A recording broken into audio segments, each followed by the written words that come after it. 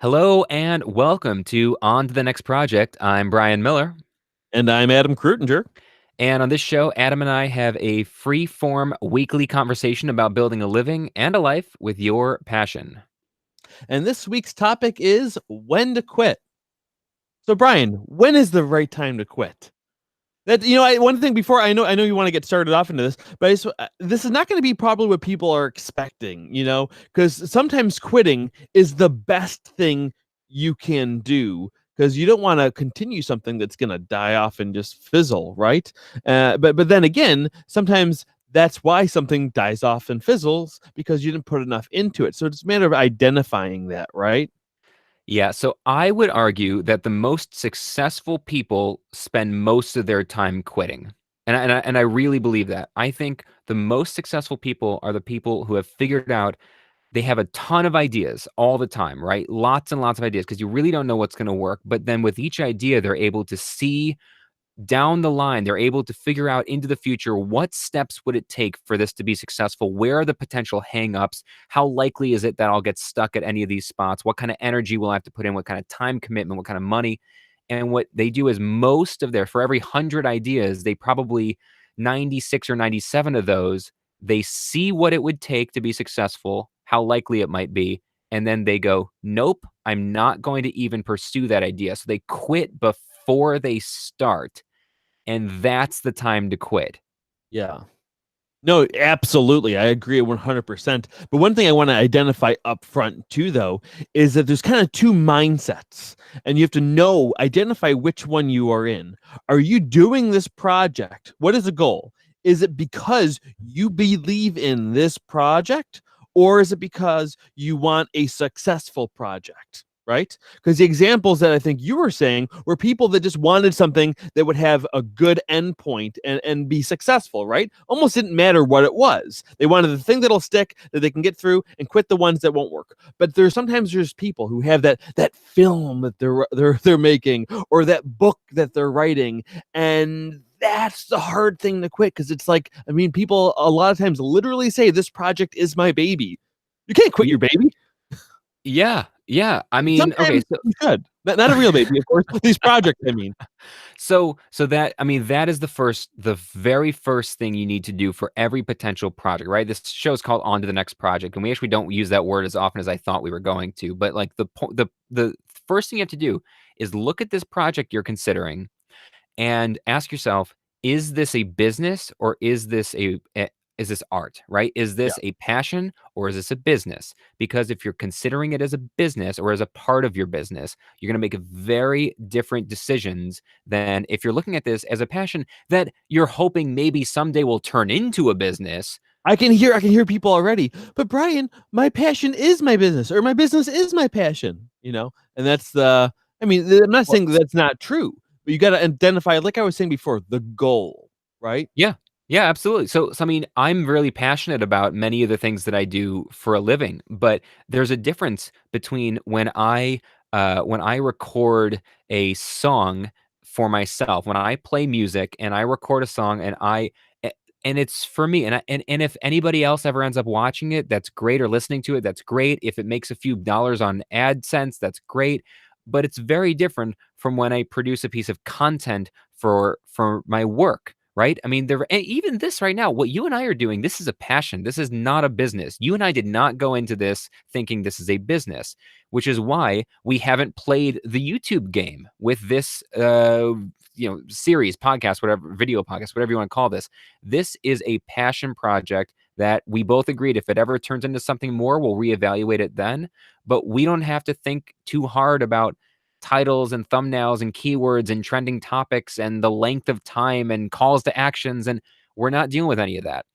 The mistake would have been if you and I were going into this thinking it was going to be a business, and then after a couple of episodes, seeing that it's only got 12 people watching and saying, oh, it's not working, right? Mhm. That would be the wrong way. And then you have to decide when to quit. So I think the first thing you have to decide is it a business or is it a passion in terms of what is the end, what is your intention for Yeah. this to end up. Not what might it be if all the stars align. Yeah. There's actually a quote. One of my favorite shows is Shark Tank. It's like the only reality show I watch, and I love Shark Tank. And Barbara, this woman who's worth hundreds of millions of dollars, one of the really really successful entrepreneurs that invests on the show as part of the panel. She's one of the sharks. She said on a recent episode uh, to an entrepreneur who was clearly an artist trying to make it a business. She said, "Your dream is in the way of your pocketbook." Yeah. And it was such a great moment. She wasn't saying you shouldn't pursue your dream. She was saying if you're trying to get an investment, right, as an Yeah. entrepreneur, then you need to separate the dream from your pocketbook. Mhm. No, that's absolutely right, and that's the thing. You know, what that person wants though is what everyone wants. They want both. But you're right. You just have to. I first of all identify it, and then just it's such a hard pill to swallow though. And then at that point, what is that artist's choice? Do you know what choice they made? To get the art out of the way of the pocketbook, or did they just follow the art? So in that particular instance, I don't remember what exactly the business was that they were trying to get an investment in, but I remember that they decided that they had like one offer. There's like five sharks in the tank, and four of them had gone out and said, "I'm not even going to offer you an investment. I'm out." And then it was just Barbara left, right? And she was offering, but what she was asking for was a lot. She was asking for like 30-40% of the business, right? She was asking for a huge, because they were asking for, $200,000 investment or whatever it was. And basically what the artist was saying was, I can't give up 30% of this business. And she's like, I'm going to turn you into a multimillionaire inside of 2 years. So the 30% you're giving up isn't going to matter. You're going to be rolling in money, right? Yeah. And they were like, but this is my baby. I think they literally said at one point, but this is my baby. I can't give up that much percentage of my baby or whatever. And she's like, well, then why are you here? Right? Yeah. And what are you doing here? So just go do your thing, you Yeah. know? And that's fine. She wasn't upset. She was like, go do your thing, but like, don't let your dream get in the way of your pocketbook. And at the same time, in the opposite direction, people do the other way all the time is they let their pocketbook get in the way of their dream, Yeah, right? Which and is, we should probably get off the Shark Tank in a minute, but I want to make one more thing. That is the most maddening thing that I see people do with those. And again, some people will probably disagree with what I'm saying, but like, yeah, you can have like if you do it yourself, you're gonna make maybe what $70,000. You get 100% of $70,000, right? I'd rather have 30% of 2 million. Even though again, I understand the percentages, but it's just people aren't looking at the big picture sometimes. But yeah, yeah, yeah. that So person can quit.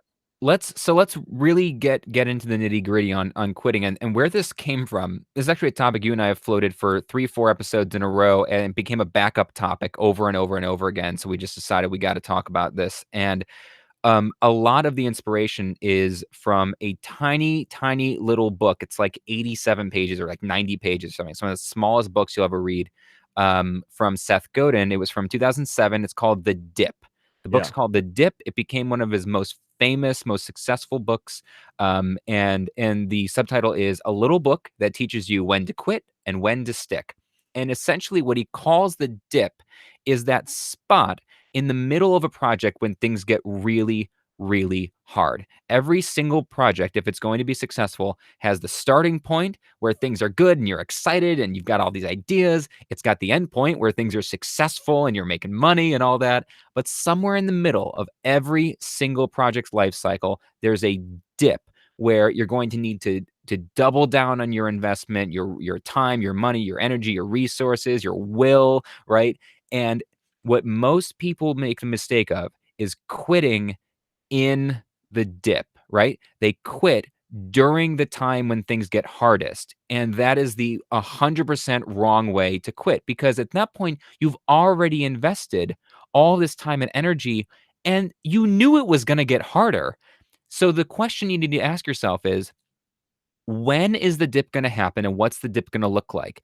And the big question is, knowing when the dip's going to happen and knowing how bad it's going to be, am I prepared to slog through the dip? If I'm not prepared to get through it, don't even start the project. Quit, yeah, right? And the mistake is you should never go into a project and then get stuck in the dip. You should be able to see it coming and decide, I'm willing to get through it or I'm not willing to get through it. And that is going to make your success rate so much higher, and you'll stop wasting a lot of time and energy. And that book is kind of where this topic came from. Yeah, yeah, no, it's a remarkable book. It's one of my favorites. I go back. It's one that I go back to for multiple reasons. On top of the fact that it's so good, but also because it's so short and easy to get through. It's not much. It's easy to go back to. But one thing I'm thinking about is how that applies to now, because now more than ever, people are worried about what they're going to be investing their time and money into because we're going into a recession, right? It's not a time to be frivolous with where you're investing your time and money. So now more than ever, it is the most important to quit before before you know be quit. You should quit if it's something that you're not even confident in doing at that point with what's going on now. So here's I was just pulling up a few of the really big points from the book, and here's one of the best quotes, one of my favorite. I haven't actually read the book in a while, and I got to go back to it. Seth's books are like the ones that come in and out of my shelf most often when I just get stuck. I'm just like frustrated, and literally I can grab for any one of like he's got 19 New York Times bestsellers, but I can grab any one of 5 or 6 of his books that are always in my shelf, literally open it to any random page, read one paragraph, close it, and I'm re-inspired. Like Yeah. there's something everywhere. He's got this ability to write with such clarity and precision. And so here's a great quote from the dip. The next time you catch yourself being average when you feel like quitting, realize you only have two good choices: quit or be exceptional. Average is for losers, Yeah. right? So if you can't be exceptional, you may as well not even start the project. Why are you going to go through all the pain of trying to be successful for something you're not even going to be great at anyway? Yeah. Oh yeah. Yeah, that's the biggest thing. Well, because again, I think what gets in the way is their, well, for a really pointed way to put it, their ego of being in love with the thing, right? Yeah, And again, I yeah. kind of want to go back to that because I think that is the most, even more important than just quitting when you get, is identifying, again, why you're doing it. Is it the passion project? Is it your baby? Okay. Or is it, what is your goal? So I'm Well, so I'm so lost on that point. Like again, I think that's the most important thing that people can try to figure out and take away from is really stepping back and asking themselves that question, because it's the most important thing. It's how you get to answering that question of when to quit. so here's an example from my own kind of my own professional life recently, which is I recently crossed the 2-year anniversary of my weekly blog. I had written blogs for many years before that, but they were randomly when I felt like it. There was no rhyme or reason, no consistency, no tonal consistency. And then somewhere in the middle of 2018, I think May of 2018, I decided I was going to write a weekly blog. And I didn't say I'm going to try it for a month.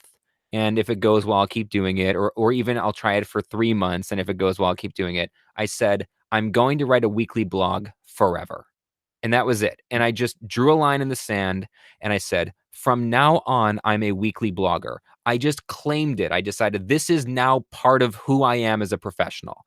I write a blog every week. It comes out every Wednesday morning at 8 a.m. if you're an email subscriber. It comes out actually Tuesday nights if you're not. That's just when it gets published. The point is, I have never missed since then. The first blog was not the hardest to write. The second wasn't the hardest. The third wasn't the hardest. I had lots of ideas at the beginning. You know what the hardest blog was in the last 106 blogs I've written? It was like the 52nd one, right? It was after I've written 50 blogs, 51 weekly blogs, and you're just going, "Oh God, what else is there to write about?" That is the dip. It's the distance. At the beginning, I learned, I had a lot of fun. There was new ideas all the time. I was working on my writing technique, right? There's new stuff to learn. And then you get better at it. You start to find an audience, people start to get attracted and write you comments. And at some point you realize okay, it's going well, but it's going to take so much more time and so much more energy to actually master, to be truly successful at being a blogger. And that was the dip. And if I had decided I'll try this for a little bit and see how it goes, I would have quit then. And then what would have been the point of all that time and energy? But before I started the weekly blog, I said, I know what the dip's going to look like.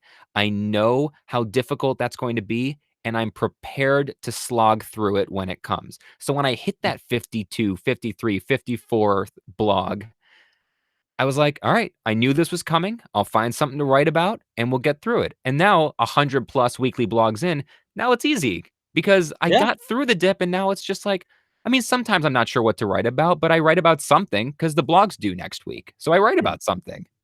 No, that's absolutely right, and it's funny because I coach a lot of people on the YouTube channels, and it's been going really great. But there's some people who haven't, gotten through the dip. They give up too early. They say, "Adam, I want to start a YouTube channel." I say, "Do X, Y, and Z. And if you do these three things, it's going to work out for you." And a bunch of my buddies have done it, and it's working out for them very well. A couple of them, they're like, "Oh, you know what?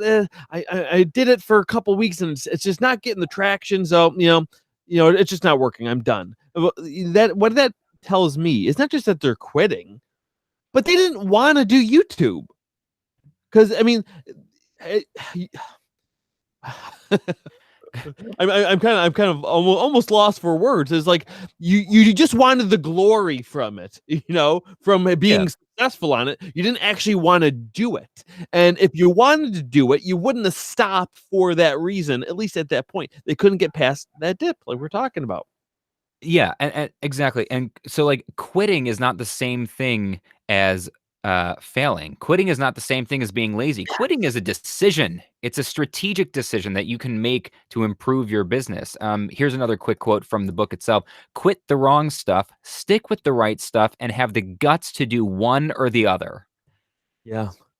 Yeah, Yeah. no, that's great. No, I think I just actually wrote it down here, quitting versus failing, and, I think identifying the difference is kind of really what this whole thing is about, right? Yeah. That is what it is. You wanna quit before you fail, that's what the dip is, kind of, right? Well, not necessarily, but it could be interpreted that way.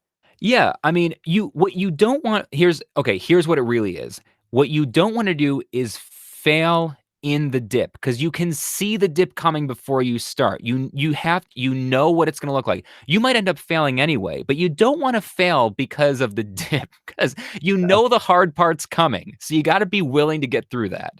Yeah, yeah. Yeah. So what advice would you give to people to to either get through the dip or to identify that it is the time to quit? Well, so I think the best advice is to get really serious. So if you decide this is a business, right? If you're just doing a passion, do whatever you want. Enjoy it, and as soon as it's not fun, stop doing it. It's a passion. When it's not fun, it's not worth it. Okay, Mhm. so separating that, if you're pursuing something seriously, and I don't just mean a business in the way of making your full-time living, like you can start a business and you can make very little money with it, but having the mindset of this is a business is what I'm talking about.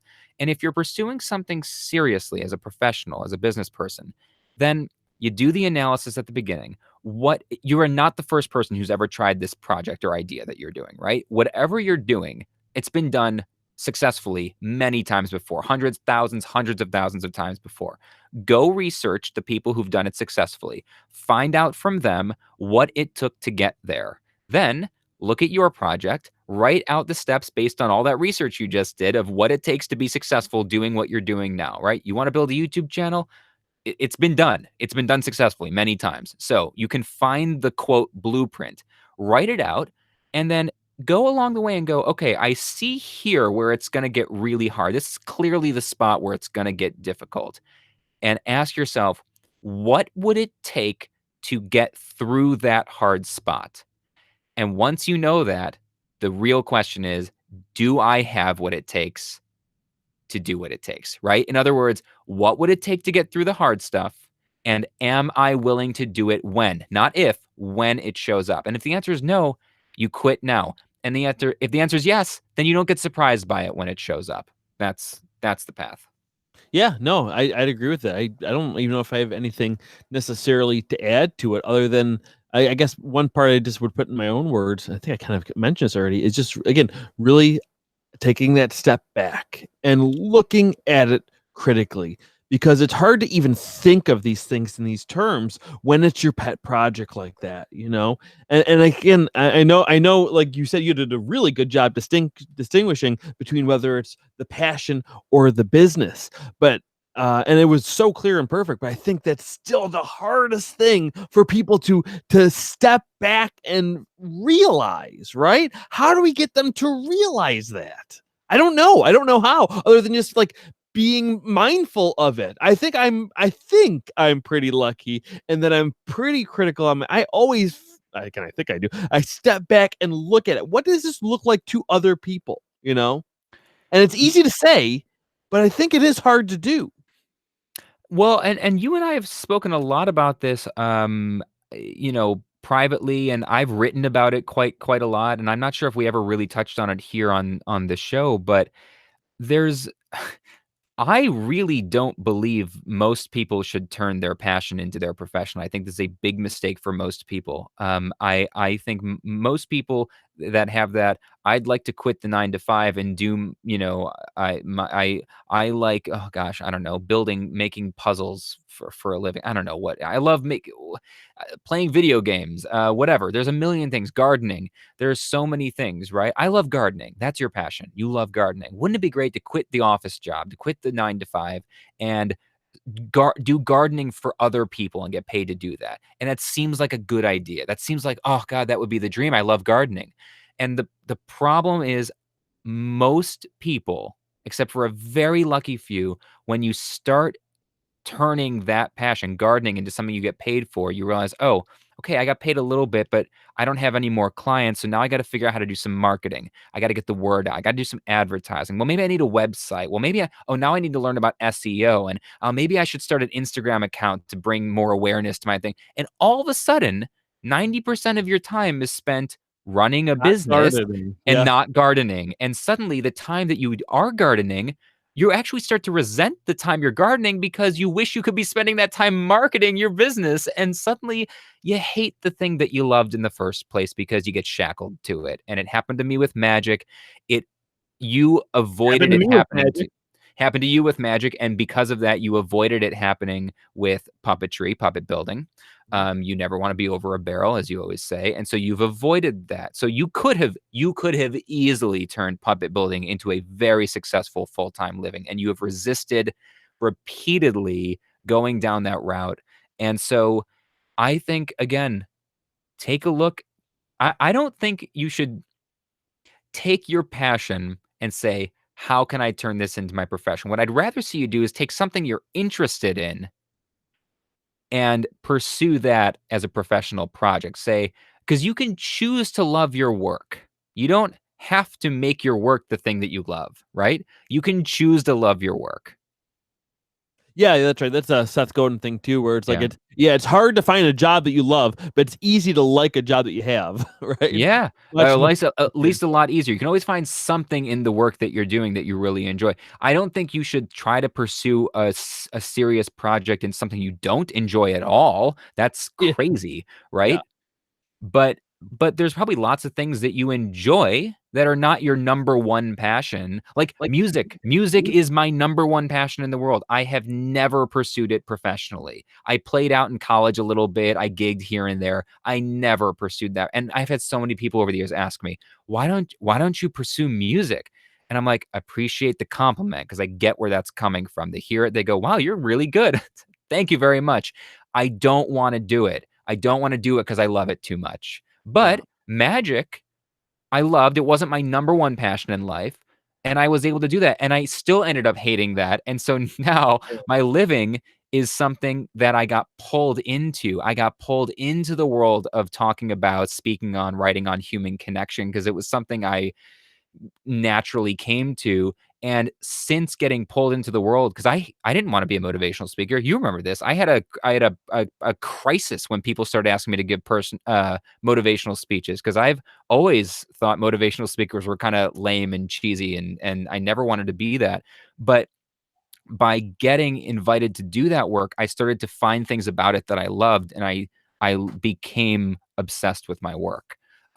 So yeah, you can go either way there.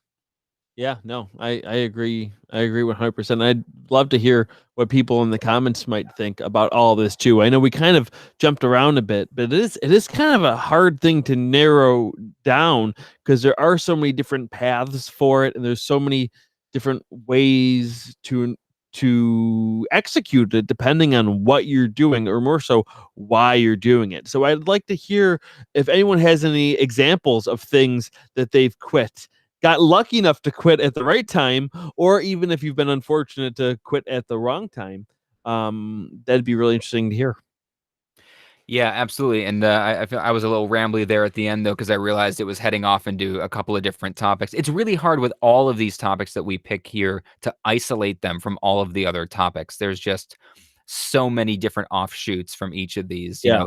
authenticity and intentionality, stuff we've talked about before, creep into all of these conversations.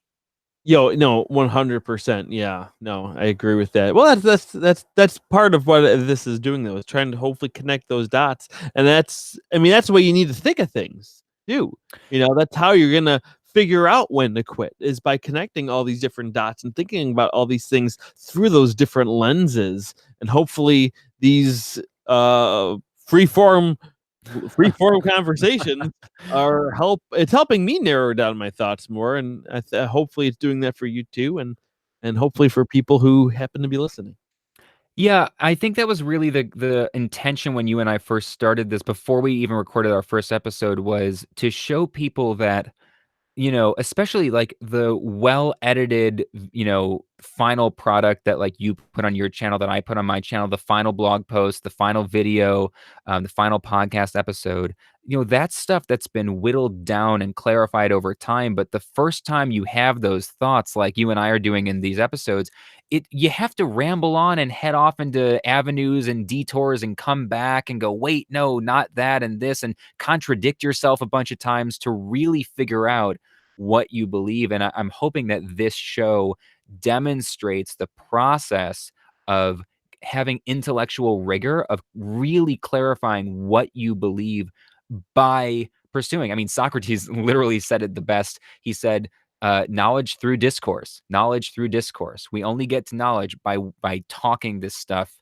out. And I think I'd like to cap off this whole quitting by actually quoting the Karate Kid, because if you remember what Mr. Miyagi said, he said, it's like on the road, right? Walk left side, safe. Walk right side, safe. But if you walk in the middle, you get squished just like a grape.